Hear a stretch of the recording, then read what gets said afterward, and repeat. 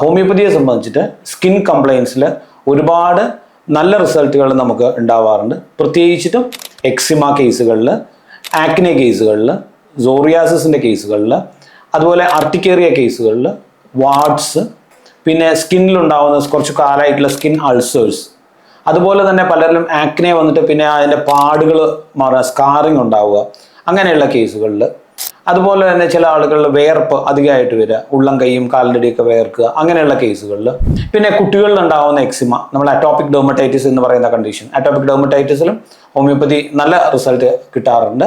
അതുപോലെ തന്നെ വിവിധ തരത്തിലുള്ള സ്കിൻ അലർജീസ്, സ്കിൻ സെൻസിറ്റിവിറ്റി, ഇങ്ങനെയുള്ള പല വിവിധങ്ങളായ അസുഖങ്ങളിൽ കുറച്ച് കാലം കഴിക്കുമ്പോൾ ഹോമിയോപ്പതി മെഡിസിൻ വളരെ നല്ല എഫക്റ്റീവായിട്ടാണ് കാണാറുള്ളത്.